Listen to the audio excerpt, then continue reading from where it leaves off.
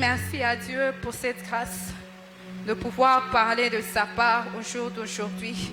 C'est une grâce de se tenir devant le peuple de Dieu et de pouvoir parler de la part de l'Éternel. Je vous dis merci beaucoup, Papa. Merci pour tout ce que vous faites pour nous. Merci pour le travail que vous avez investi en nous chaque mardi à l'école du ministère. Ça semblait presque être rien, mais c'était une formation. Et quand je regarde aujourd'hui, je me dis, mon Père a formé. Merci pour le travail que vous faites. Je dis merci à maman. Je ne sais pas où elle est, mais je dis merci à cette femme forte, cette femme qui fait le travail dans l'ombre. Mais je voulais féliciter le couple pastoral. J'étais en train de réfléchir il y a 2 jours en arrière. Je me disais, Seigneur, ils sont jeunes, mais tu leur as donné une communauté et la communauté n'est pas facile. Et j'ai dit, Seigneur, donne-les la maturité et la sagesse nécessaires parce que Manaïm est une communauté. Je ne sais pas ce que tu vois, mais moi, je vois une communauté. Je ne vois pas seulement des extensions, je vois une centaine d'extensions dans les jours à venir. Et que le Seigneur aide le couple pastoral. Je dis merci aux administrateurs, je dis merci à tous les bergers, vice-bergers, ouvriers, à tous ceux qui sont avec nous présents, à toi qui es ici présente. Nous allons lire, nous sommes dans les livres de Ruth. On peut rester assis vu qu'on est en train de prier. Je salue tous les internautes de partout là où ils sont en train de nous suivre. Que le Seigneur vous bénisse et que le Seigneur vous visite. Nous sommes dans les livres de Ruth. Ruth 2, de 11 à 13. Nous lisons la parole de l'Éternel. Je vais aussi lire 19 à 22. Luc 2, 11 à 13, la parole de l'Éternel dit ceci. Boaz lui répondit, on m'a raconté en détail tout ce que tu as fait pour ta belle-mère depuis la mort de ton mari et comment tu as abandonné ton père, ta mère et ton pays natal pour aller vers un peuple que tu ne connaissais pas auparavant. Que l'Éternel te rende ce que tu as fait et que ta récompense soit complète de la part de l'Éternel, le Dieu d'Israël, sous les ailes de qui tu es venu te réfugier. Et elle dit, j'obtiens donc ta faveur, mon Seigneur. Tu as consolé, tu as parlé au cœur de ta servante. Et pourtant, je ne suis même pas comme l'une de tes servantes. Nous lisons de 19 à 22. Sa belle-mère lui dit, où as-tu glané aujourd'hui et où as-tu travaillé? Béni soit celui qui a fait attention à toi. Elle raconta à sa belle-mère ce qui s'était passé avec lui. Puis elle dit, le nom de celui à qui j'ai eu affaire est Boaz. Naomi dit à sa belle-fille, qu'il soit béni de l'Éternel, qui n'abandonne pas sa bienveillance envers les vivants et les morts. Cet homme est notre proche parent, lui dit encore Naomi. Il est de ceux qui ont envers nous le devoir de rachat. On va s'arrêter juste à 20. Je suis dans Luc 7, 37 à 39.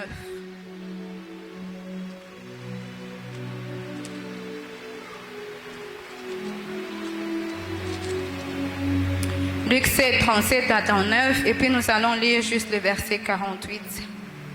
Et voici qu'une femme pécheresse qui était dans la ville, c'est qu'il était à table dans la maison du pharisien. Elle apporta un vase d'albâtre plein de parfums et se tient derrière à ses pieds.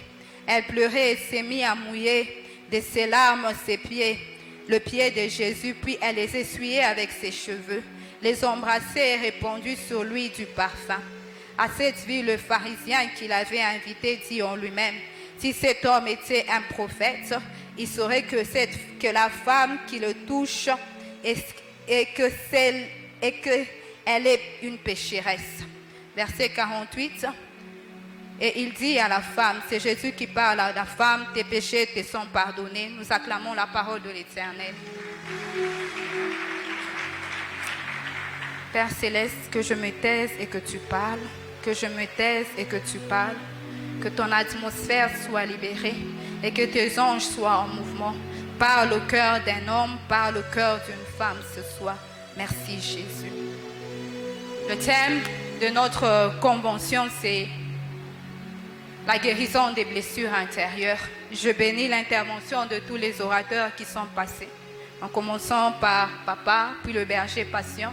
Il y a eu le berger Trésor, il y a eu Papa Harold qui nous a bénis mercredi, soi-disant qu'il nous a enseigné que les seigneurs peuvent nous briser, les seigneurs peuvent nous blesser.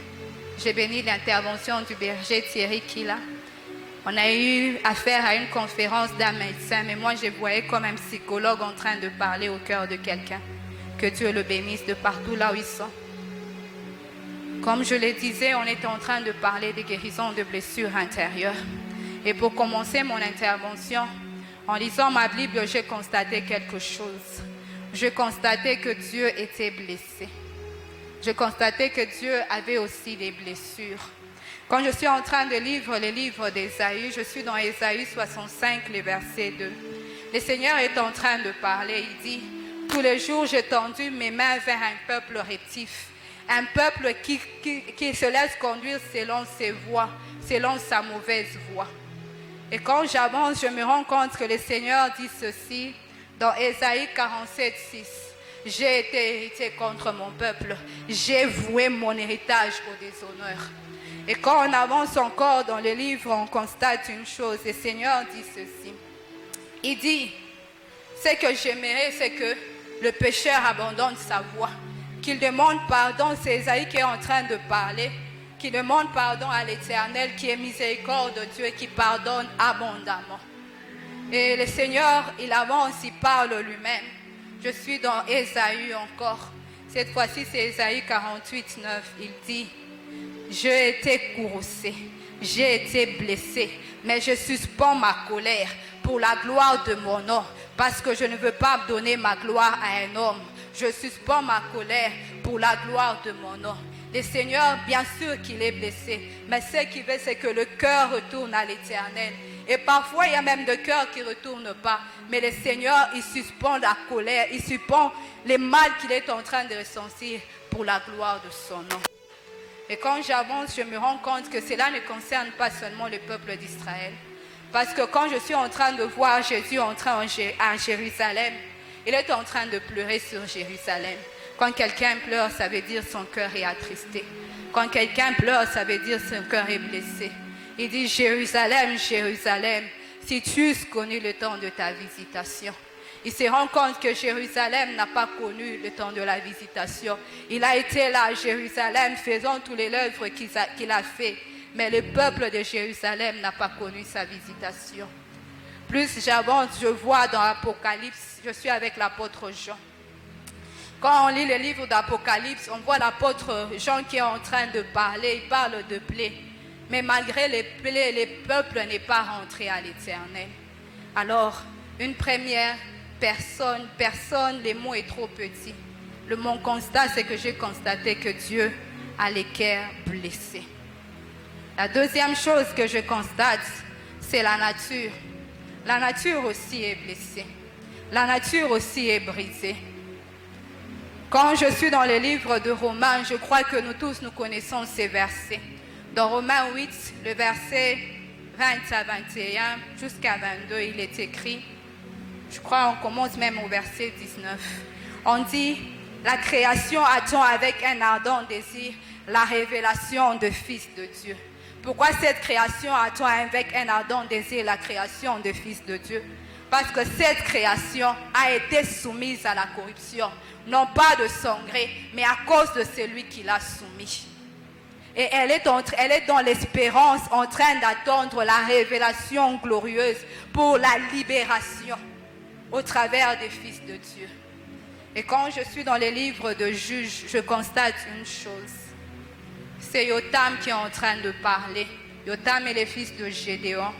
Jotham est en train de parler, il parle au peuple d'Israël. Après qu'Abimelech, son frère, ait tué les 70 fils de Gédéon et que lui-même ait échappé.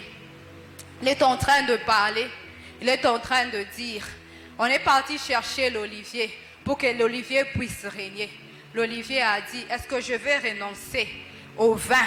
Je vais renoncer à mon huile qui honore Dieu et qui honore les hommes. Plus on avance, le figuier aussi dit, est-ce que je vais renoncer à mon fruit succulent? qui est en train de réjouir le cœur des hommes. Plus on avance, on voit le vin, la vigne qui parle. Elle dit non, est-ce que je vais renoncer à mon vin qui réjouit Dieu et qui réjouit les hommes?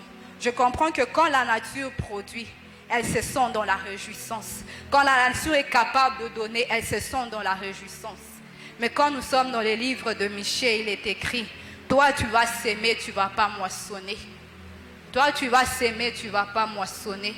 Toi tu vas serrer ton vin, ton olivier, il n'y aura pas d'huile. Tu vas serrer ton mou, il n'y aura pas de blé. Pourquoi? Parce que le Seigneur a arrosé une terre et il n'a pas arrosé une autre. Le Seigneur a décidé de ne pas arroser, non pas parce que la nature est incapable, mais à cause de celui qui l'a soumis à la corruption. Et elle est en train d'espérer. Elle est aussi en train d'espérer. Maintenant, je vais rentrer au sujet qui nous tient à cœur. Je suis en train de poser les fondements. On parle des blessures de l'âme, la guérison de blessures de l'âme. Et pour aujourd'hui, j'aimerais parler d'une seule cause. Une seule cause pour les blessures intérieures. Il y a des blessures qui sont causées par l'incapacité d'entrer dans son héritage. Quand un homme est dans l'incapacité d'entrer dans son héritage, il a des blessures. Quand un homme s'est battu pour avoir quelque chose au milieu des hommes et il n'y arrive pas, c'est la cause des blessures dans la vie de quelqu'un. Je vois Anne. Anne est mariée. Il y a Elkanah, son époux. Mais Anne a tout ce qu'il faut pour être mère. Mais Anne n'arrive pas à devenir mère. Anne n'y arrive pas et son cœur est blessé. Et le problème n'est pas Elkanah, puisque sa rivale Pénina a des enfants. Anne n'arrive pas à avoir des enfants, elle n'arrive pas à devenir mère. Et son cœur est blessé. Une autre catégorie de personnes, toujours dans ces volets, il y a les disciples sur le chemin de Maïs. Ces disciples me plaisent parce qu'ils sont en train de marcher. Le Seigneur Jésus s'approche d'eux, ils sont en train de discuter. Il dit, de quoi est-ce que vous êtes en train de discuter? Ils disent, tu es le seul qui ne connaît pas ce qui s'est passé à Jérusalem. Il y avait un prophète, puissant en parole, puissant en parole et en œuvre. C'est Jésus de Nazareth. Voici 3 jours qu'il est mort. Et il devrait ressusciter. Certains ont dit qu'il est ressuscité, mais jusque-là, nous étions en train d'entendre qu'il rétablisse le royaume. Malgré qu'ils sont avec Jésus, ils ont un cœur blessé, ils ont un cœur meurtri, qui sont incapables de voir que c'est Jésus qui est en train de le parler. Et même quand ils se rendent compte, ils disent, est-ce que nos cœurs n'étaient-ils pas en train de bouillonner quand il était en train de nous parler? C'est ça quand on a un cœur blessé. Il y a déjà un héritage qui est là, mais on ne le voit pas, parce que le cœur est blessé. Toujours dans cette volée, il y a une autre catégorie de personnes. Ce sont les gens qui pensaient être quelqu'un, qui pensaient avoir un héritage. Mais du coup, leur héritage s'envole en un claquement de doigts. C'est comme la personne de Job. Job était quelqu'un. Job était au milieu de son peuple. Il avait son troupeau, il avait des fils et des filles. Mais du jour au lendemain, l'héritage de Job est parti comme un château de cartes. Du jour au lendemain, Job ne s'est retrouvé avec rien. Et quand vous êtes en train de lire Job, vous êtes en train de lire son discours, vous vous rendez compte que Job a le cœur blessé. Job a le cœur blessé. Avant d'entrer dans les sujets qui nous tiennent à cœur aujourd'hui, qui est de Ruth et de Naomi, j'aimerais qu'on voie avec vous un peuple. C'est un peuple qui me fait du bien. Je suis dans les livres de Josué 9. Dans les livres de Josué 9, on parle du peuple gabonite. Le peuple gabonite, c'est un peuple qui sont après la ville de Jéricho quand on est en train de conquérir Israël. Josué est en train de conquérir la terre de Canaan. Il y a Jéricho, il y a Haï et puis il y a Gabon. C'est là où se trouve le peuple gabonite. Ces peuples gabonites, ils prennent du pain en miettes, ils prennent des outres trouées, ils prennent des sandales abîmées, ils prennent des vêtements en lambeaux, ils mettent des sacs sur leur âne et ils vont trouver Josué au camp. Et qu'est-ce que le peuple lui dit? Nous sommes un peuple venu d'un pays lointain. Nous avons entendu parler de votre Dieu et nous sommes venus pour faire serment avec vous. Josué et le peuple d'Israël disent non, peut-être que vous êtes au milieu de nous.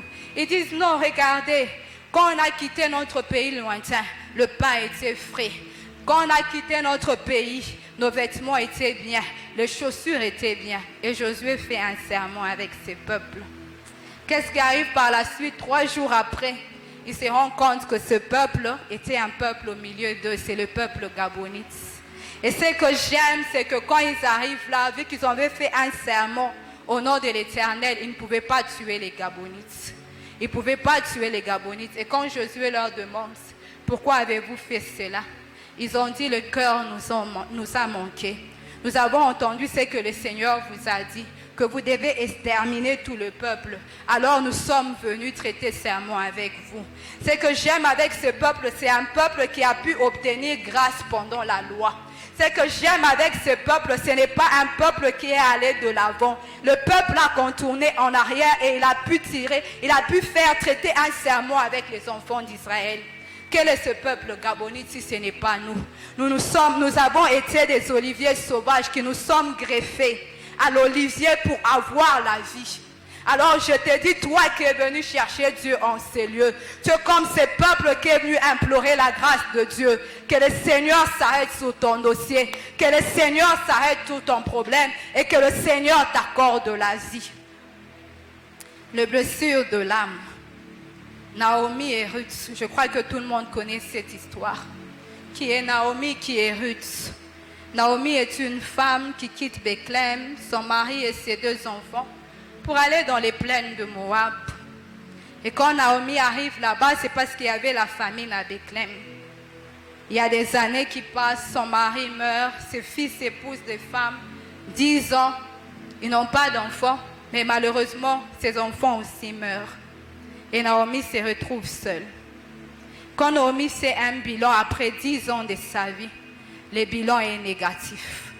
Le bilan est vraiment négatif. Elle était l'épouse de quelqu'un. Aujourd'hui, elle n'est plus épouse. Elle était la mère de quelqu'un. Aujourd'hui, elle n'est plus mère. Elle avait quelque chose. Mais Naomi, quand elle entend qu'il y a les blés à Bethléem, elle doit rentrer. Je me dis, c'est qu'à Moab, elle n'avait pas trouvé tant que ça. Quand Naomi fait son bilan après 10 ans, son bilan est négatif. Je ne sais pas quel est ton bilan. Après un certain moment, tu t'es battu pour quelque chose. Tu as désiré ardemment quelque chose. Tu as mis tout de ton côté pour avoir quelque chose. Mais quand tu te rends compte, les résultats sont négatifs. Rien n'a évolué. Et au lieu que rien n'évolue, que tu aies même ton époux et tes enfants, elle a perdu et son époux et ses 2 fils. Elle a resté seulement avec ce qu'on appelle en comptabilité, des habilités. Elle a 2 veuves. Ça veut dire elle a 2 filles. Mais ce sont ses belles filles. Ce sont ses belles filles. Quand je regarde le bilan de Naomi, je me dis c'est dur, c'est difficile. Quand tu dois regarder ta vie, après un certain moment, tu te dis rien n'a changé. Encore pire, j'ai perdu beaucoup. J'ai perdu beaucoup. Ce soir, je suis venue parler à une catégorie de personnes, de gens qui se sont battus pour avoir quelque chose, de gens qui ont donné tout pour avoir quelque chose, de gens qui ont fait tout ce qu'ils pouvaient faire pour avoir quelque chose. Mais ils se sont rendus compte qu'après un moment, il n'y a rien. Et même le peu qu'ils ont vu, ils ont perdu. Je viens parler à cette catégorie de cœurs blessés. Je viens parler à cette catégorie de cœurs brisés. C'est à cette catégorie que je veux m'adresser. Et plus j'avance, je constate une chose. Quand Naomi a le cœur blessé, sa cause c'est que elle n'a pas, son héritage est parti comme ça. Elle n'a plus rien. Et ça lui laisse des conséquences. Il y a des conséquences dans la vie de Naomi. La première, il y en a 6. J'ai pu épingler 6. La première, c'est que Naomi s'est recroquevillée sur elle-même. Elle décide de se retirer sur elle-même et de s'apitoyer sur son sort. On peut constater cela quand Naomi est avec ses belles filles et elle décide de rentrer à Bethléem. Ses belles filles décident de partir avec elle. Elle demande à ses belles filles de retourner. Elle demande à ses belles filles de la laisser. Il y a des gens qui ont cherché les choses pendant longtemps. Mais quand les choses ne marchent pas, ces gens ont tendance à se recroqueviller sur eux-mêmes. Ces gens ont tendance à repousser les gens. Non pas parce qu'ils le veulent, mais ils se disent, je n'ai rien à offrir. Je n'ai rien à donner. Alors il est mieux que moi je me retire parce que j'estime que ma vie était un échec. D'autres vont même plus loin. Ils pensent qu'ils sont un échec. Que les gens seraient mieux sans eux. C'est la première conséquence du cœur blessé de Naomi. La deuxième conséquence que l'on voit, c'est que Naomi a un regard voûté. Naomi, son regard est voûté parce qu'elle est en train de parler à ses belles filles. Son discours semble un bon discours. Son discours semble être une consolation. Mais au fond, ce n'est pas une consolation. Elle dit à ses belles filles, que le Seigneur use de grâce envers vous. Que le Seigneur vous donne le repos dans la maison d'un mari, comme vous avez usé grâce envers moi et envers les morts. Et quand les belles filles insistent pour dire non, nous allons rester avec vous, c'est quand vous voyez comment est-ce que Naomi a déjà mis le portrait dans son esprit. Elle dit à ses belles filles, si vous restez avec moi aujourd'hui, qu'est-ce que je vais faire? Même si je me donne à un homme et qu'aujourd'hui j'ai un fils, est-ce que vous allez attendre que ce fils puisse grandir pour que vous puissiez être la femme de ses enfants? Vous voyez que Naomi a déjà fait un scénario dans sa tête. C'est pour cela que le regard de Naomi est voûté. Elle est comme ses disciples sur le chemin de maïs. Ils sont avec Jésus, mais ils ne le voient pas. J'aimerais dire à quelqu'un, quand un cœur est blessé, ton regard peut être voûté. Tu risques de commencer, même quand il y a les opportunités devant toi, tu ne le vois pas. Tu ne vois que de problèmes. Même quand il y a les opportunités qui se présentent devant toi, tu ne le vois pas parce que ton regard est déjà voûté. La troisième des choses que je constate, c'est que Naomi est remplie de désespoir. Il y a un désespoir qui remplit le cœur de Naomi. Parce qu'elle dit, même si j'espère aujourd'hui me donner à un homme, est-ce que vous allez attendre? Donc Naomi a essayé de se dire, si je vais avec ces belles filles, qu'est-ce que je vais faire? Qu'est-ce qui peut se passer? Et elle a trouvé qu'il n'y avait pas d'issue. Et il n'y avait pas d'espérance pour elle. Donc sa foi a été affaiblie par les problèmes. Elle n'arrive pas à voir au-delà. Elle n'arrive pas à voir au-delà. Son langage était un langage d'une personne, d'une femme désespérée. D'une femme désespérée. La quatrième chose que je constate, c'est que quand Naomi a le cœur blessé, Naomi, elle dit, mes belles filles, il faut que vous rentrez dans la maison de votre mère. Il faut que vous retournez. Parce que ma douleur est plus grande. Quelqu'un qui a le cœur blessé, chaque fois qu'il parle, il estime que sa douleur est grande. Il estime que sa douleur est plus grande que la sienne. Papa, est-ce que tu as un thermomètre pour vérifier si ta douleur à toi est plus grande que la mienne? Parce que je suis sûre que si on ouvrait dans le cœur de tout un chacun, chacun a une douleur, chacun a une blessure. Mais est-ce que tu as besoin de comparer ta douleur avec la mienne? C'est un langage de quelqu'un qui a un cœur blessé. Elle estime que sa douleur est plus que la douleur des autres. Elle estime que sa souffrance est plus que la souffrance des autres. Même quand vous discutez avec elle, elle va vous dire, pour vous ça va quand même, pour moi c'est pire. Pour vous ça va quand même, pour moi c'est compliqué. C'est la quatrième conséquence que je vois dans la vie de Naomi. La cinquième conséquence, qui est une conséquence plutôt pénible, c'est que quand on part, Naomi dit à Ruth, fais comme ta belle-sœur. Elle est retournée dans la maison, elle est retournée à son peuple et à ses dieux. Donc Naomi, en renvoyant Ruth et Orpa, tu sais qu'elles vont retourner à l'idolâtrie. Comment se fait-il que ces filles se sont attachées à toi? Elles se sont attachées à ton Dieu. Mais à cause du désespoir, tu peux les renvoyer à l'idolâtrie. Parce qu'elles savaient que Ruth et Orpa, leur maison était idolâtre. Ce sont les gens qui ont un cœur blessé. Ils peuvent vous renvoyer à ce que vous avez vomi. Pas de leur propre volonté, mais ils se disent c'est compliqué. C'est quelqu'un qui, quand elle a le cœur brisé, elle peut te conseiller, elle te dit ma chère, les mariages tardent, non, cet homme t'a promis les mariages. Tu peux faire ce qu'il te demande, ce n'est pas grave. Mais la personne qui te dit ça, c'est une chrétienne. C'est quelqu'un qui peut te dire, cette affaire, on connaît que tu es juste dans la société. Mais vu que ça tarde, tu peux faire ces petits cops-là, ce n'est pas grave. Il te ramène à tes vomissements. Il te ramène à ce que tu avais déjà laissé. Il te ramène à ce que tu avais déjà abandonné. Parce que tu as le cœur blessé. Parce que là, il dit, Orpa est rentré à ses dieux. Ça veut dire, Orpa est rentré dans l'idolâtrie. La sixième conséquence, c'est que Naomi prend son nom. Elle prend son nom, elle change son nom. Elle s'est dit, à partir d'aujourd'hui, ne m'appelez plus Naomi. Appelez-moi Mara. Parce que le Seigneur m'a rendue amère. Ma chère, mon frère, ma soeur. Le malheur peut venir, mais n'identifie jamais les malheurs à toi. Tu restes Naomi. Oui, la vie m'a rendue amère, mais moi, mon identité n'est pas amère. La vie t'a rendu, la vie a été difficile avec toi, mais ce n'est pas ton identité. Ne prends jamais les problèmes, tu les accroches à ton identité. Toi, pour toi, indirectement, tu as connu beaucoup d'échecs. Tu dis, moi, c'est toujours les échecs. Tu t'es déjà donné cette identité des échecs. Moi, c'est toujours les abandons. Tu t'es déjà donné cette identité d'abandon. Beaucoup de gens, ils prennent l'identité que la vie les impose. Indirectement, Naomi, elle a fait directement, mais les gens le font dans leur subconscient. Ça veut dire quand quelque chose de bon les arrive, ils s'attendent à un malheur. Ils s'attendent à un malheur. Quand il y a des bonnes choses qui se passent, ils se disent, il y aura certainement quelque chose de mauvais qui va m'arriver. Il y a certainement quelque chose qui va m'attendre. Alors je disais à quelqu'un, oui, la vie t'a donné de coups, mais ne prends jamais l'identité que la vie t'impose. Garde ton identité. Garde ton identité de gracieuse. Garde ton identité de gracieuse parce que c'est ce que Naomi signifie. Naomi signifie la gracieuse.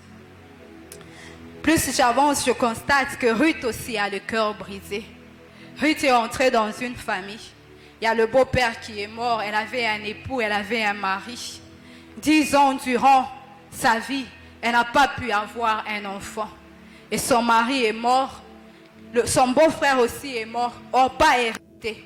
Quand Ruth regarde 10 ans de sa vie aussi, c'est un échec. Mais j'aime une chose avec Ruth. Ruth a une autre attitude malgré son cœur brisé. C'est cette attitude que je vais t'inviter à avoir. Oui, la vie a été difficile avec toi.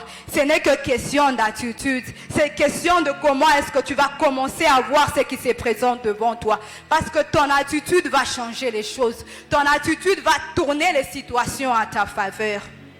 Ruth se retrouve aussi brisée. Ruth se retrouve aussi blessée.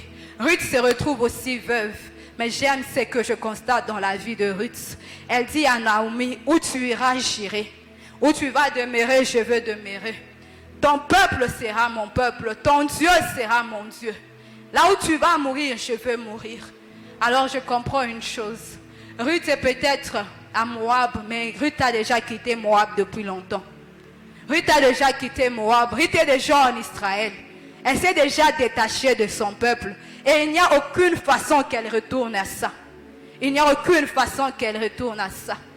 En acceptant le Seigneur Jésus, nous nous sommes détachés. Il n'y a pas moyen que nous retournons. Il n'y a pas de chemin de retour. Sur ce chemin que nous avons déjà pris, oui, c'est dur, oui, c'est difficile, mais c'est le chemin que nous avons emprunté, le chemin de l'Asie. Ruth a déjà quitté Moab depuis longtemps, bien qu'elle est au milieu de Moab. Et je constate une chose, c'est que la foi de Ruth est ferme. La foi de Ruth est ferme. Pour qu'elle dise, où tu iras, j'irai. Là où tu demeureras, je veux demeurer. C'est que Ruth a déjà bâti sa foi. Elle se dit, oui, peut-être il n'y a pas d'issue. Mais moi, j'ai déjà décidé en moi-même que là où Naomi va partir, je vais partir. Là où elle va demeurer, je veux demeurer. Là où elle va mourir, je veux mourir. C'est Dieu auquel je me suis déjà accroché. Il est aussi mon Dieu. Ce peuple que je n'ai pas encore vu de mes yeux est aussi mon peuple. Je vois que la foi de Ruth est ferme. La foi de Ruth ne tergiverse pas. Parce que quand Naomi a constaté que Ruth était résolue, elle a laissé Ruth aller avec elle. Et au-delà de cela, il y a un attachement à ce Dieu et à ce peuple. Il y a une foi ferme dans l'attitude de Ruth. Il y a aussi une troisième chose que je constate. Là où Naomi avait décidé de se recroqueviller sur elle-même, Ruth décide de se présenter en Israël avec Naomi. Elle ne se cache pas. Elle décide de se présenter. Ma chère, mon cher, mon frère, ma soeur, ne te cache pas. Ce n'est pas une solution de fuir. Présente-toi. Présente-toi. Sois au moins présent. Sois au moins présent. Présente-toi. Là où Naomi a un langage de désespoir, Ruth a un langage de foi. Ruth ne voit aucune issue quand elle quitte ce Moab, mais elle a un langage de foi. Ruth n'a pas laissé sa foi être dans les désespoirs. Ruth a gardé l'espérance. Ruth a gardé l'espérance. Et une chose que j'aime et que j'aimerais conseiller quelqu'un, c'est que Ruth est allée au-delà de sa douleur. Ça fait 10 ans, oui, ça fait mal. Je ne sais pas pour toi, ça fait combien d'années. Je ne sais pas pour toi, ça fait combien de temps. Je ne sais pas qu'est-ce que tu as besoin, mais tu n'arrives pas à obtenir ton héritage. Je te dirais, va au-delà de la douleur du temps.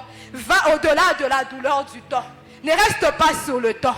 Il est le maître de temps et des circonstances. Ne reste pas, ça fait autant d'années que j'essaye. Peu m'importe. Je sais une chose, que le temps va tourner en ma faveur. Tant que je m'accroche à lui, le temps va tourner en ma faveur. Va au-delà de toi. Ne regarde pas. Là, j'ai avancé. Les choses n'évoluent pas. Dis-toi que ça va tenir. Dis-toi que ça va aller. Et là où Naomi décide de changer son nom, Ruth décide de faire honneur à son nom. Parce que Ruth signifie attachement. Ruth signifie amitié. Ruth signifie réconfort. Ma chère, si la vie t'impose problème, toi choisis un autre nom. Ruth a dit, je vais faire honneur à ces noms. Nous avons un nom. Nous sommes appelés enfants de Dieu. Oui, c'est difficile, mais je vais faire honneur à ces noms d'enfants de Dieu. Oui, c'est compliqué, mais je vais faire honneur à ces noms d'enfants de Dieu. Je ne veux pas me compromettre. Je ne vais pas rentrer dans les vomissements, dans les choses que j'avais déjà abandonnées, dans les choses que j'avais déjà laissées. Je ne veux pas les faire. Mon nom est enfant de Dieu. Mon Dieu va finir par se manifester. J'ai parlé de l'attitude que Ruth a eue. J'ai parlé de conséquences dans la vie de Naomi. Et là, je vais parler de la guérison. Parce que la guérison ne se fait pas d'un coup. La guérison est un processus. La guérison est un processus. Les médecins ne vont pas me contredire. Quand quelqu'un est malade et qu'il prend des médicaments, on ne dit pas qu'il est guéri. Et on dit qu'il est d'abord convalescent avant de parler de sa guérison. On dit que cet homme est d'abord convalescent. Alors même dans la guérison, il y a un processus. Et le Seigneur a déjà commencé un processus. Depuis le premier jour que tu es en ces lieux, le Seigneur est en train de te donner un comprimé chaque jour. Et pendant ces 30 jours, tu auras la dose complète. Pour qu'en sortant de ces assises, que ton cœur soit totalement guéri. En sortant de ces assises, que ton cœur soit totalement restauré. Que ton cœur soit totalement restauré. Ruth, quand elle se retrouve à Moab, elle ne reste pas oisif. Une foi oisif n'est pas une foi. La foi, elle est en action. La foi, elle est en action. Tu ne vas pas me dire que tu as la foi et puis tu ne fais rien. Même quand il n'y a rien à faire, il y a toujours quelque chose à faire. Même quand il n'y a rien à faire, il y a toujours quelque chose que tu vas trouver à faire.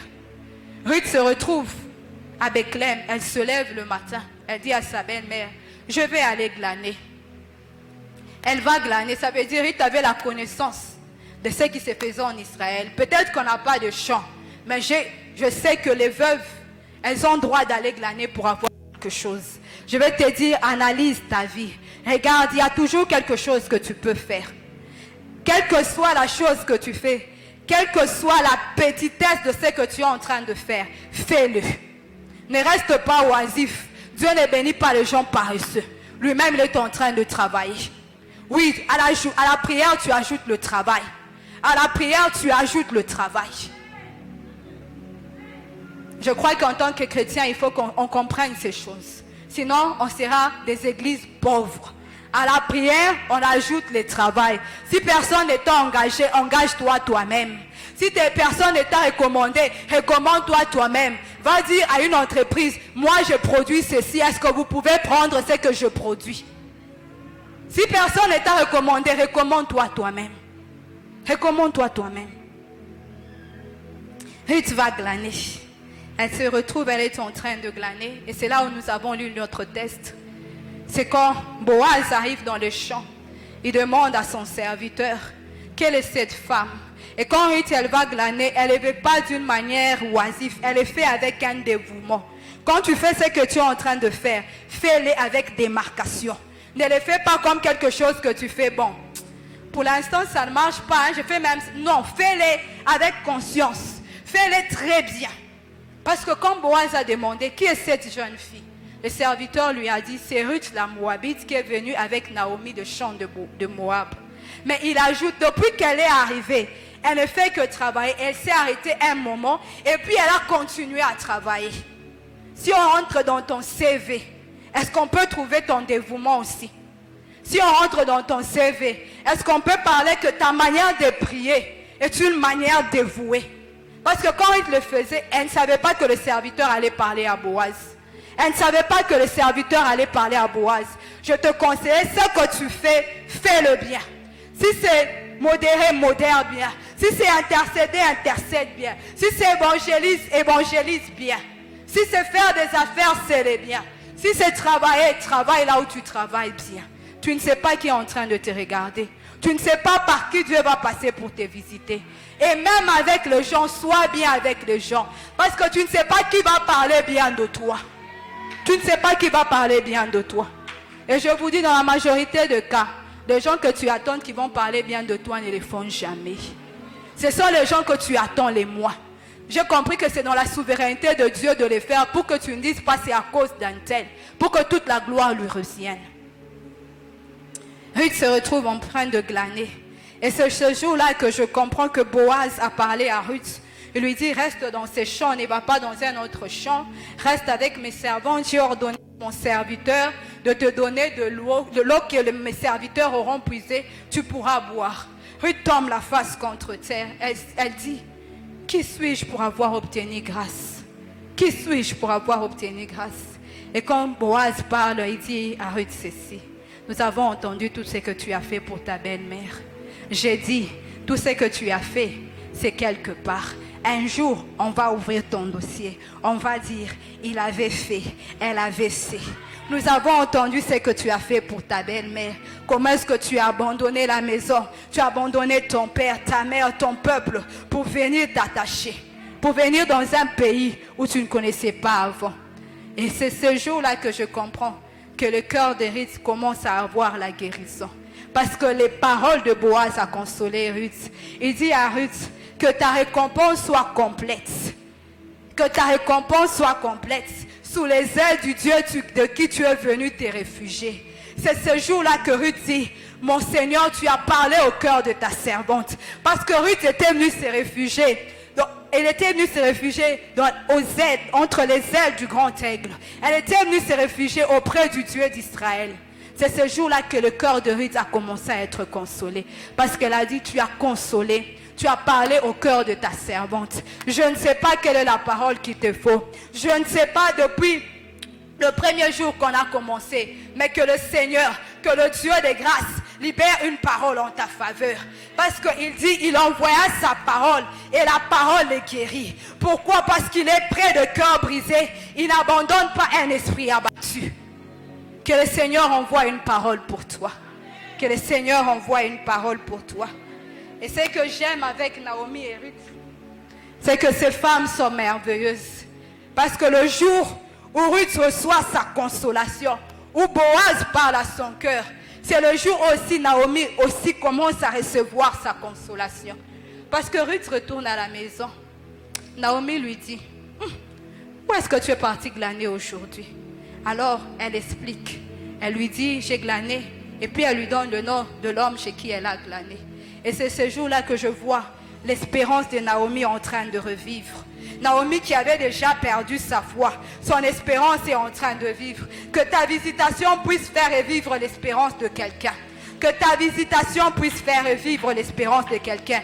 Parce qu'elle dit à Ruth, avant Naomi ne parlait que de mort. Elle dit, le Seigneur n'abandonne pas sa bienveillance envers les vivants et les morts.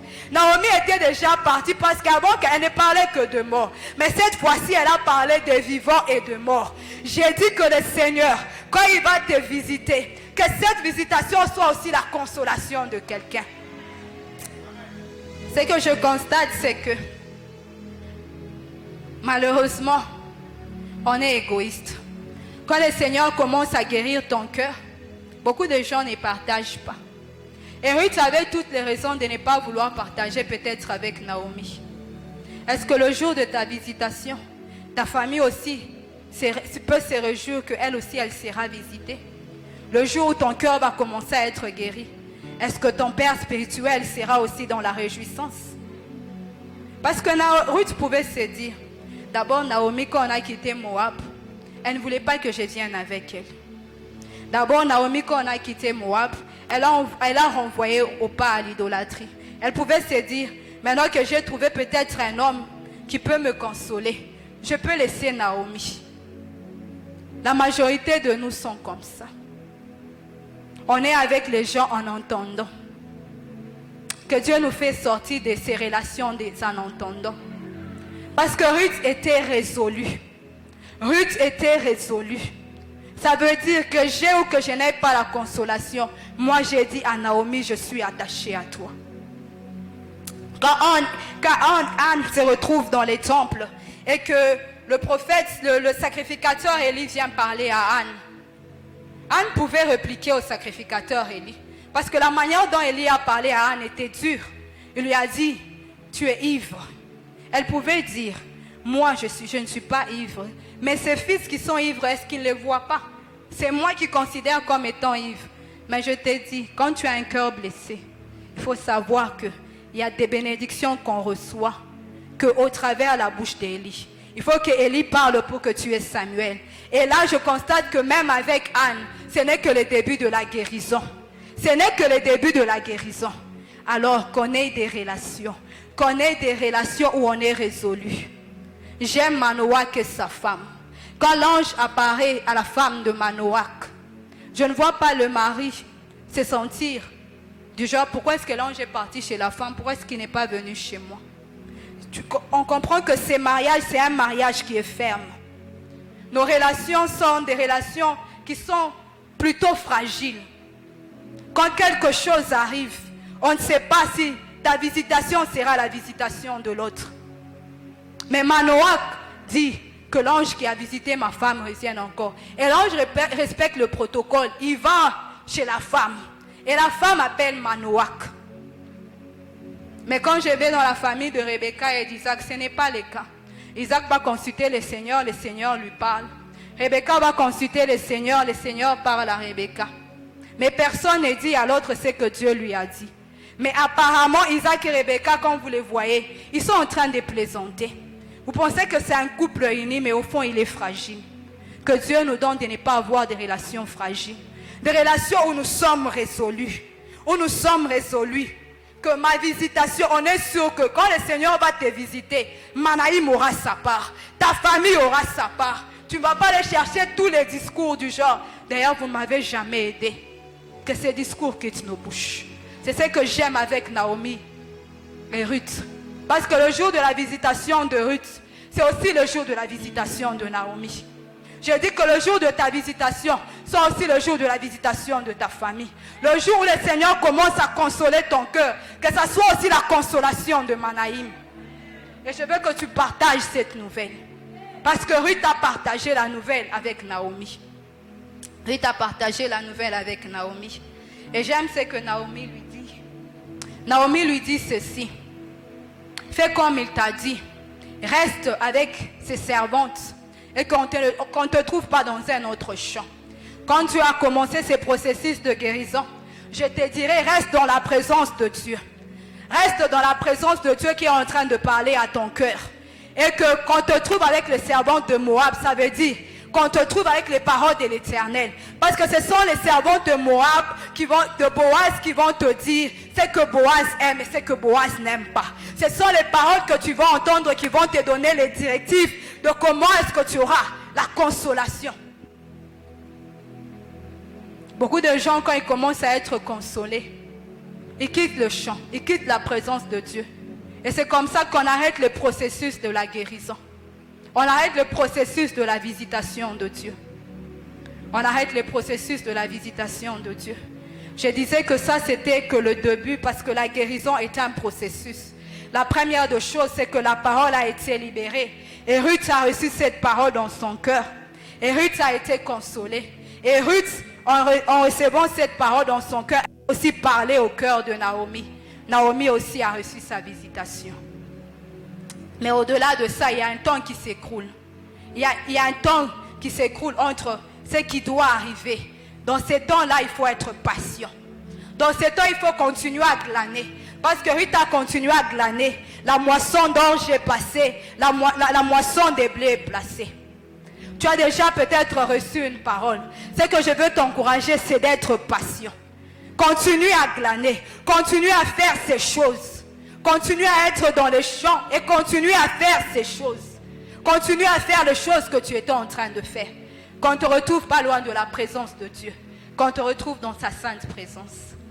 Et là, je vais parler maintenant de la guérison proprement dite. Ah, j'aime la guérison. Quand Dieu commence à guérir, c'est merveilleux.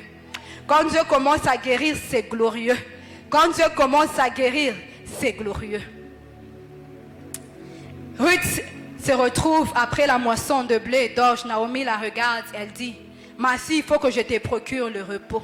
C'est là où la guérison proprement dite se fait. Elle dit à Ruth, est-ce que tu n'étais pas dans le champ de Boaz? Est-ce que tu n'étais pas avec ses servantes? Maintenant, change tes vêtements. Change ses habits de deuil, prends des vêtements nouveaux. Et elle lui donne les instructions.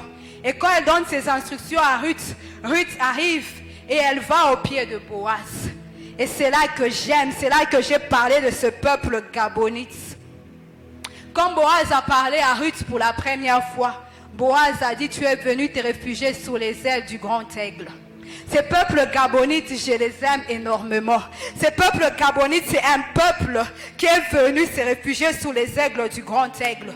Parce que quand le Seigneur parle en Israël, il dit, je vous ai porté sous les ailes du grand aigle. Quand les Gabonites voient les Israélites venir, ils sont en train de voir les ailes du grand aigle. Et ils décident d'aller se réfugier. Et quand ils décident d'aller se réfugier, le roi s'élève, le roi d'Hébron, qui était là où c'était situé dans les jours à venir Jérusalem. Il s'élève avec 5 autres rois pour aller attaquer les Gabonites. Comment est-ce qu'ils peuvent faire serment avec les Israélites? Et les Gabonites courent pour aller chez Josué pour lui dire, voilà que le peuple décide de nous attaquer. Voilà que le peuple décide de nous attaquer. Venez à notre secours. Josué signifie sauveur. Josué signifie sauveur. Ça veut dire toi et moi, on est attaqués parce que nous avons décidé de quitter les lois familiales pour s'attacher à la vérité de Christ. Mais depuis que tu as quitté les réalités, les lois familiales, ils sont en train de te réclamer pour dire, tu es en train d'apporter de nouvelles lois dans cette famille. Dans cette famille, ce n'est pas comme ça. Et les gens s'élèvent contre toi. Le roi d'Hébron s'élève avec 5 différents rois pour aller attaquer les Gabonites. J'aime ce qui se passe. Ce jour-là, il y a eu une bataille qui s'est faite parce que Josué s'est levé et il est parti au secours du peuple gabonite.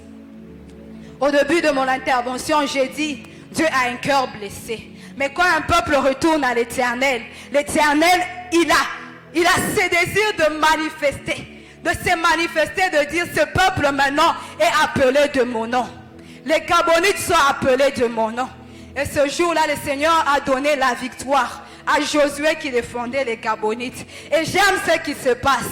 Tellement que la bataille était en train de se passer. Josué a regardé le soleil. Josué a dit, soleil, arrête-toi sur Gabaon. Et le soleil a répondu. Et le soleil a répondu. Je disais, quand le soleil s'est arrêté sur Gabaon, c'était pour défendre un peuple qui n'avait pas droit à l'héritage d'Israël. C'était pour répondre à un peuple qui était étranger en Israël. Mais le soleil s'est arrêté. Je disais que le soleil de justice va s'arrêter sur toi. Parce que tu as quitté ces lois pour aller te réfugier sous les ailes du grand aigle. Parce que tu as quitté ces lois pour aller te réfugier sous les ailes du grand aigle. Il ne va pas t'abandonner. Je disais que la nature était brisée, mais elle attend la révélation des fils de Dieu. Les fils qui peuvent donner à la nature de se positionner. Le soleil ce jour-là était glorieux. Il a dit, je n'attendais que ça. Le soleil s'est arrêté. Je disais que la nature va travailler en ta faveur. La nature va s'arrêter parce que toi, il faudrait que tu aies la victoire. Parce que le peuple qui est venu te combattre ne t'a pas combattu toi, mais il s'est levé au Dieu que tu t'es Et ce jour-là, le soleil s'est arrêté. Pas pour combattre Gabaon, mais pour défendre le peuple de Gabaon. Pour défendre le peuple de Gabaon. La nature n'attend que ça. La nature n'attend que ça.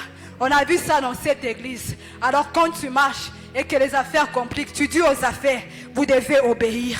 La nature doit t'obéir. Quand quelque chose ne va pas, tu dis, nature, tu dois m'obéir. Elle n'attend que ton ordre. Si tu es en accord avec Dieu, elle n'attend que ton ordre. La deuxième chose que je constate, c'est que Ruth, elle va au pied de Boaz pour avoir un héritage. L'héritage ne se trouve qu'au pied. L'héritage ne se trouve qu'au pied. Quand je dis l'héritage ne se trouve qu'au pied, je peux m'expliquer. Je peux m'expliquer quand je dis que l'héritage ne se trouve au pied. Quand le peuple d'Israël quitte l'Égypte, ils sont en train de quitter l'Égypte. Ils sont en train de traverser la mer Rouge. Je vois Moïse qui déchire la mer Rouge, les peuples passent. Mais quand je vois Josué que le peuple doit entrer dans son héritage, et son héritage c'est Cana, je vois des sacrificateurs qui mettent leurs pieds dans l'eau, et l'eau s'arrête pour que le Jourdain puisse ouvrir la porte. L'eau s'arrête pour que le Jourdain puisse ouvrir la porte. Et quand je vois le Seigneur Jésus avec ses disciples, il dit à Pierre, si je ne te lave pas les pieds, tu n'auras pas d'héritage avec moi. Il lui dit, celui qui sait déjà laver le corps n'a pas besoin qu'on le lave le corps, juste le pied. Ce que je comprends, c'est que les disciples avaient déjà reçu le baptême de Jean-Baptiste. Ils avaient besoin juste de nettoyage des pieds. Mais ce que j'aime, c'est que quand il est venu, il a respecté la loi dans toutes choses. Il n'a pas sauté la loi. C'est l'histoire de cette femme pécheresse que nous avons lue. Quand elle regarde Jésus, elle constate une chose. Elle dit, le sacrificateur Jean-Baptiste a fait sa part. Le sacrificateur Jean-Baptiste a baptisé dans le Jourdain. Mais je constate une chose, c'est que le pied de mon Seigneur n'est pas encore lavé. C'est que le pied de Jésus n'était pas encore lavé. Ce jour-là, cette femme, pour elle, c'était une opportunité. Quand elle constate que Simon le lépreux n'avait pas lavé les pieds de Jésus, elle se lève et elle décide d'aller laver ses pieds. Parce que Jésus aussi doit entrer dans son héritage. J'aime cette femme parce que quand elle arrive, elle ne prend pas de l'eau. Elle arrive, elle se met aux pieds de Jésus. Elle s'est mise à pleurer à ses pieds. On dit qu'elle a baigné ses pieds. Ça veut dire qu'elle a lavé Jésus avec ses larmes. Elle a dit, l'eau n'est pas suffisant. Ma douleur est grande. L'eau n'est pas suffisante pour laver les pieds de mon Seigneur. Il faut mes larmes. Il faut mes larmes pour les laver. Cette femme s'est introduite dans la peau de l'épouse. J'aime cette femme. Elle est entrée dans la peau de l'épouse. Elle a dit, celui-ci c'est mon époux. Celui-ci doit entrer dans son héritage. Mais ses pieds ne sont pas encore nettoyés. Elle a lavé Jésus avec ses larmes pour lui dire, ma douleur est grande. Depuis un moment, il n'y a rien de bon. Je suis l'épouse, mais je n'ai rien. Alors je lave tes pieds pour que quand tu entres dans ton héritage, que tu donnes aussi ma part. Pour que quand tu entres dans ton héritage, que je reçoive aussi ma part. Cette femme lave les pieds de Jésus. Alléluia. Elle lave les pieds de Jésus avec ses larmes. Elle essuie les pieds de Jésus avec ses cheveux. Elle dit, je n'ai pas de gloire. Parce que la gloire d'une femme, c'est les cheveux. Elle dit, je n'ai pas de gloire. Je prends ce qui est ma gloire, je les mets à tes pieds. Je prends ce qui est ma gloire, je les mets à tes pieds. Ah, j'aime cette femme. Cette femme a la compréhension des choses. Elle a la compréhension des choses. Elle ne continue pas seulement à essuyer ses pieds avec ses cheveux. Elle baisse ses pieds pour lui dire, je t'affectionne et je t'aime. Je reconnais ce que tu vas faire. Je reconnais ce que tu vas faire. Elle prend le vase d'abattre, elle le brise à ses pieds. Elle prend le vase d'abattre, elle le brise à ses pieds. Parce qu'un sacrificateur, quand il doit entrer dans les lieux saints, ce lieu doit être parfumé. Ce lieu doit être parfumé. Et quand elle le fait, Jésus le dit, elle fait ça déjà pour le jour de quand je serai dans la tombe. Cette femme le sait, elle va au pied de Jésus. Je dirais, ton héritage est au pied de Jésus. L'épouse a déjà fait. Ça veut dire cette femme est entrée dans la peau de l'épouse. Au pied de Jésus est ton héritage. C'est comme ça que Ruth va au pied de Moab, de Boaz, comme Naomi le lui avait dit. Ruth, quand elle est au pied de Boaz, J'aime ce qu'elle lui dit. Elle lui dit, mets ton manteau sur moi. Mets ton aide sur moi. Je ne sais pas qu'est-ce que tu es venu chercher pendant ces programmes. Je ne sais pas qu'est-ce que tu es venu chercher pendant ces programmes. Nous tous, nous sommes venus se réfugier sous les ailes du grand aigle. Nous tous, nous sommes venus se réfugier sous les ailes du grand aigle. Mais tu as besoin d'une aile. Tu as besoin de présenter ta requête devant le Seigneur. Tu as besoin de présenter ce dont tu as besoin. Ce dont tu as besoin. Qu'est-ce qui t'empêche d'entrer dans ton héritage? Est-ce un mariage? Est-ce un travail? Est-ce une promotion? Est-ce une onction? Tu dois dire à Dieu, mets ton aile sur moi. Donne-moi cette chose. J'aime ce qui se passe ces jours-là. Boaz dit à Ruth, tu es une femme de valeur, on le connaît sur la ville. Je dirais, quand tu es venu ici, il y a un parfum qui va t'accompagner. Il y a un parfum qui est avec toi. Parce que quand tu es en train de venir, tu t'es dépouillé, tu t'es brisé. Il y a ce parfum qui va t'accompagner. On va reconnaître ta valeur. On va reconnaître que tu es quelqu'un de valeur. Là, on n'avait pas reconnu ta valeur. Cette fois-ci, tu seras reconnu. Cette fois-ci, tu seras reconnu. Et quand cette femme sait ce qu'elle a fait, Jésus lui dit, tes péchés te sont pardonnés. Quand les péchés sont pardonnés à quelqu'un, la personne a la vie. La personne a la vie quand les péchés lui sont pardonnés. La personne a la vie quand les péchés lui sont pardonnés. Ruth, quand elle quitte la face de Boaz ce jour-là, Boaz lui dit, tout ce que tu m'aideras à faire, je le ferai pour toi. Mais il y a une chose que je dois faire. Il y a quelqu'un qui a le droit de rachat avant moi. Il faut que je règle avec cette personne. Et quand Ruth retourne, Naomi lui dit, sois en paix. La nuit ne va pas se coucher. Je te dirai, sois en paix. Le Seigneur ne va pas laisser ton cas comme ça. Je te dirai, sois en paix. Ce n'est qu'en paix qu'on peut écraser la tête de l'ennemi. Quand tu as le tourment, tu ne feras rien. Ma prière, c'est que le Seigneur t'accorde la paix. Ma prière, c'est que dans le trouble, que le Seigneur te donne la paix. Que le Seigneur te donne la paix. Naomi a dit à Ruth, sois en paix. Cette nuit ne va pas s'écrouler sans que la chose puisse se faire. Je crois que c'est la même chose que le Seigneur Jésus a fait avec cette femme. Parce qu'il est parti. Il a quitté la présence de la femme. Il a accompli sa mission. Je suis dans Romains. Dans Romains 6. Dans Romains 7, on nous parle. On nous dit quand il est monté à la croix. Il est monté à la croix, nous avons été avec lui. Ça veut dire l'épouse était avec lui. Et moi, je suis dans l'épouse. Et toi, tu es dans l'épouse. L'épouse est montée avec Christ à la croix. Dans Romains 7, il est monté avec l'épouse à la croix. On dit que tant qu'une femme est mariée et qu'elle devient l'épouse d'un autre, on va traiter cette femme d'adultère. Mais une fois que l'époux est mort, elle n'est plus liée par la loi. Christ est monté à la croix et il a brisé la loi.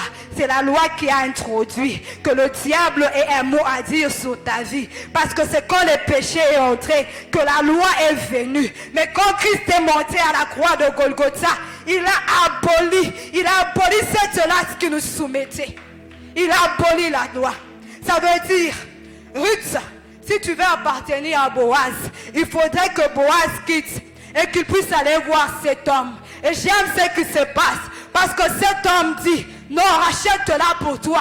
Moi, je ne vais pas la prendre. Je disais que la loi familiale va dire, oh, nous, on ne veut pas d'elle. Nous, on ne veut pas de lui. Nous, on ne veut pas d'elle. Parce que tu as un héritage. Et Christ a déjà donné cet héritage. Parce que Christ a dépouillé. Il a dépouillé l'ennemi. Il a dépouillé la loi et il t'a donné la vie. Il t'a donné la vie. Ça veut dire que ton cœur qui était meurtri, ton cœur a reçu la vie de Christ. Il n'y a aucune blessure qui peut rester dans ton cœur. Il n'y a aucune blessure qui peut résister à la vie de Christ. Il n'y a aucune blessure. Il n'y a aucune blessure qui peut résister à la personne de Jésus. Tout a été accompli. Il a dit tout est accompli. Je ne sais pas quelle est ta blessure. C'est la blessure de l'humiliation. Tout est accompli. C'est la blessure de l'échec. Tout est accompli. Tu n'avais pas droit à l'héritage. Cette fois-ci, tu auras droit à l'héritage. Oui, tu n'avais pas droit à l'héritage. Cette fois-ci, tu entres dans ton héritage. Oui, les choses ont duré, mais cette fois-ci, tu vas entrer. Le soleil ne va pas se coucher. Tu vas entrer dans ton héritage. Beraka ne va pas se terminer. Tu vas entrer dans ton héritage. Beraka ne va pas se terminer. Tu vas entrer dans ton héritage. Ah, j'aime ce qui se passe. J'aime cette femme. J'ai dit, cette femme avait la révélation de choses. Elle est entrée dans la peau de l'épouse. Et quand Jésus ressuscite, les femmes partent. Elles constatent que Jésus est ressuscité. Elles partent, elles vont dire aux disciples, mais cette femme reste. Vous pouvez trouver ça dans les livres de Jean 20. La femme reste en train de pleurer au tombeau. Elle dit, oui mon Seigneur, je ne sais pas qu'est-ce qui a touché cette femme, mais elle était convaincue en elle-même que son Seigneur était quelque part.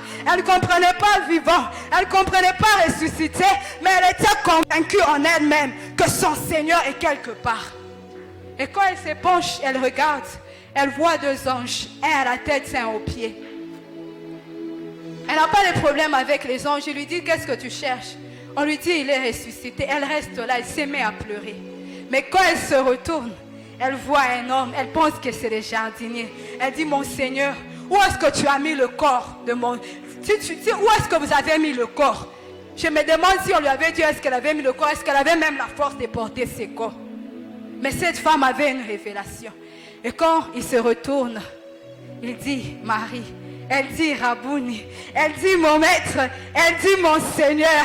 Je disais que cette femme avait compris, lui dit, ne pleure pas. Ça veut dire le temps de pleurer est déjà parti. Le temps de recevoir les blessures est déjà fini. Cette fois-ci, tu n'as plus le temps de pleurer. Cette fois-ci, tu n'as plus le droit de pleurer. J'ai déjà reçu tes larmes, tu as lavé mes pieds. J'ai déjà reçu l'héritage, je suis venu te le remettre. Tu ne pleureras plus. Tu ne pleureras plus. Tu ne pleureras plus. Oui, tu as assez pleuré. Oui, tu as beaucoup pleuré. Je t'ai dit qu'il a déjà accompli. Il a dit, Marie, tu ne vas plus pleurer. Ne pleure pas. Va dire à mes frères que je suis ressuscité. Cette femme est dans la peau de l'église. Elle est dans la peau de l'épouse.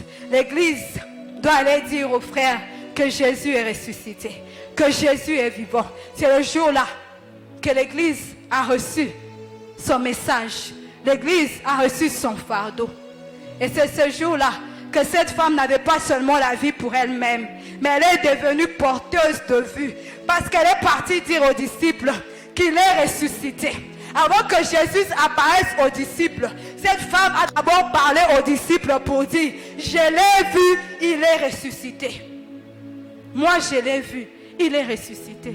C'est après que Jésus apparaît aux disciples. Je disais cette fois-ci, tu ne vas pas seulement recevoir la vie, mais tu seras porteur de vie. Cette fois-ci, tu ne vas pas seulement recevoir ce travail, tu seras porteur de vie dans ce travail. À partir de toi, plusieurs seront engagés. Cette fois-ci, tu ne vas pas seulement entrer dans ton mariage, tu vas entrer, tu vas ouvrir la porte de plusieurs. Cette fois-ci, tu ne vas pas seulement recevoir l'onction, tu vas recevoir l'onction et tu vas recevoir pour plusieurs. Tu vas recevoir pour plusieurs. Et quand Ruth se retrouve dans la maison de Boaz, Ruth entre dans la maison de Boaz parce que l'autre a dit, je ne veux pas d'elle, prends-la pour toi. Ruth entre dans la maison de Boaz, elle entre dans son héritage. Elle avait demandé le manteau, elle avait demandé ses mariages. Mais cette fois-ci, quand elle entre, le peuple s'élève pour parler. Le peuple s'élève pour parler, pour dire, la nature avait combattu Ruth avant, mais cette fois-ci, nature, tu dois être favorable à Ruth. Cette fois-ci, nature, tu dois m'être favorable. Elle dit ceci à Ruth, que le Seigneur te rende comme il a rendu Léa et Rachel. Ça veut dire, Ruth, tu vas entrer dans ce mariage et tu vas enfanter. Que le Seigneur te rende comme il a rendu Léa et Rachel. Que le Seigneur fasse avec toi comme il a fait avec Tamar. Je disais, cette fois-ci, tu vas enfanter. Et ce que tu vas enfanter ne sera pas de moindre. Ce que tu vas enfanter sera glorieux. Oui, ton héritage, ça fait longtemps que tu te bats. Je disais que la guérison est venue. Non seulement que tu aies la vie, mais pour que tu aies une vie glorieuse. Pour que tu sois porteur de la vie glorieuse. Ah, je disais à l'église, l'église n'est pas l'église qui doit être en train de pleurer. église est une église glorieuse. L'église est une église glorieuse. Il est temps qu'on marche comme on est. On est un peuple glorieux. Oui, le travail m'a compliqué, mais ça va finir par me donner une gloire. Oui, le ministère a compliqué. Je vais finir par avoir cette gloire. Parce que mon Seigneur est glorieux. Parce que mon Seigneur est glorieux. Parce que mon Seigneur est glorieux. Parce que mon Seigneur l'a fait. Je ne sais pas qu'est-ce qui a blessé ton cœur. Je ne sais pas qu'est-ce qui a brisé ton cœur. Je ne sais pas quel est cet héritage que tu as longtemps cherché, que tu n'as pas trouvé. Mais je veux qu'on puisse prier ensemble. Je veux qu'on puisse prier ensemble. Que tu puisses dire à Dieu, mon héritage doit m'être donné. Mon héritage doit m'être donné. Ma première requête de ce soir. Ma première requête de ce soir, c'est qu'on va se lever. On va faire la prière de combat. Parce qu'il faudrait que quelqu'un soit déchaussé. Il a oublié qu'il était déjà vaincu. Il est en train de perturber ta vie.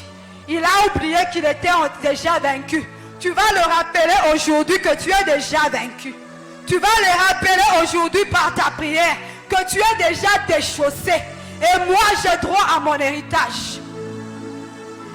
J'entends quelqu'un lever sa voix et prier. J'entends quelqu'un lever sa voix et prier. Je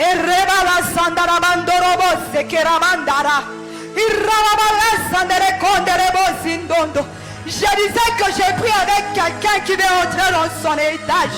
Je disais que j'ai pris avec un homme. J'ai pris avec une femme qui veut entrer dans son héritage.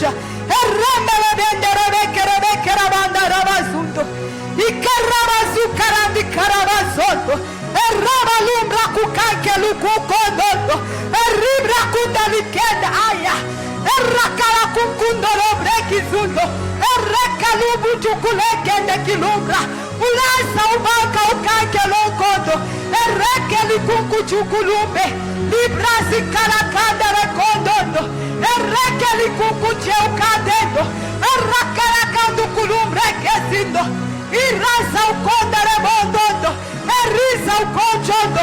Père éternel, introduis-nous dans notre héritage. Tu nous as pas convoqués, papa, pour nous laisser tel que aïe aïe erebondere kosindo erikarazando kulumbre kesondo iraza ukokonjondo erisa uvaje ukukande nobrasi kelendendo elasa ukukonjondo erakalukumbandere kenda lubrikazi akandendo. Père éternel, il est temps que tu introduises un homme, il est temps que tu introduises une femme. C'est le Père de gloire pour l'honneur de ton nom. Tu as dit tu ne vas pas laisser ton honneur à un autre. Tu ne vas pas laisser ton honneur être bafoué. C'est là pour la gloire de ton nom. Alléluia, alléluia. Irandara kumbonjondo. Yerakabundo dobrosindo. Elabrasukandenda. Irabasukonjondo. Erekarobosinjo. Erekarasunjondo. Errasi carabanduto, erresa o conjondo, erresa o conjondo, irrasi conjondo, erresa o cumbenjondo, erricabazunjondo, errisa o conjondo. Père, c'est le temps favorable. Seigneur, c'est le temps favorable. Tu as dit c'est maintenant. Prends-nous en charge comme tu l'as dit. Tu as dit c'est maintenant. Prends-nous en charge comme tu l'as dit. Rabababondeto, Erekarabasунdondo, Erebalakakekudondo, Elesa ukonjondo. Les choses que tu as promises, accomplis le Dieu de gloire, accomplis l'éternel Dieu saint, accomplis l'éternel Dieu vivant, accomplis l'éternel Dieu de grâce, accomplis le Seigneur Jésus.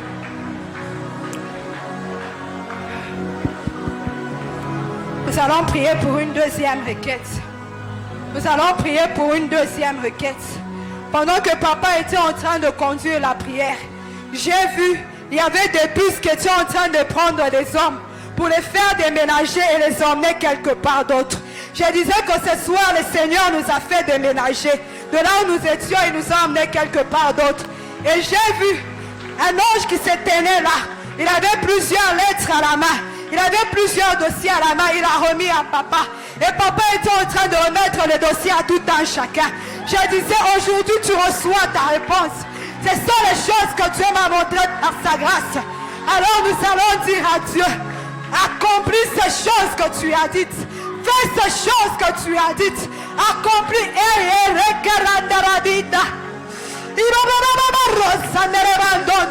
Libère cette atmosphère. Cette atmosphère éternelle qui fait en sorte que les promesses se matérialisent. Cette atmosphère qui a été sur Saoul. Cette atmosphère qui a changé Saoul. On a dit il a été changé, on a un autre homme. Libère cette atmosphère. Libère cette atmosphère, Jésus. Arabababondondo. Erekarabazundondo. Irabasundo. Yarakababarasanda.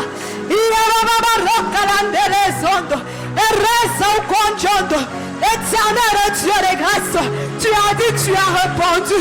Père éternel, je te rends de multiples actions de grâce, car c'est que te monte devant le trône de grâce, et descend avec des réponses, et descend avec des réponses, et descend avec des réponses. Le Dieu qui restaure les familles, le Dieu qui restaure les amis, le Dieu qui rebâtit, le Dieu qui donne un héritage, le Dieu qui donne un héritage, le Dieu qui donne un héritage. À tes pieds nous nous tenons, à tes pieds nous nous tenons. Oui, tu as obtenu l'héritage, mais l'Église aussi a obtenu son héritage. Donne-nous cet héritage.